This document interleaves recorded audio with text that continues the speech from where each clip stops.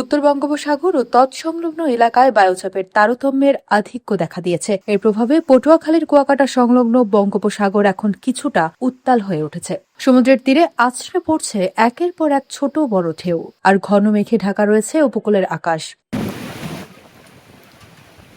মঙ্গলবার দুপুর 12টার পর থেকে উপকূলের বিভিন্ন স্থানে থেমে থেমে গুড়ি গুড়ি বৃষ্টিপাত হচ্ছে, যার ফলে জনজীবনে নেমে এসেছে কিছুটা স্থবিরতা। এদিকে বাতাসের চাপ অনেকটাই বেড়ে গেছে, নদ নদীর পানির উচ্চতাও কিছুটা বৃদ্ধি পেয়েছে।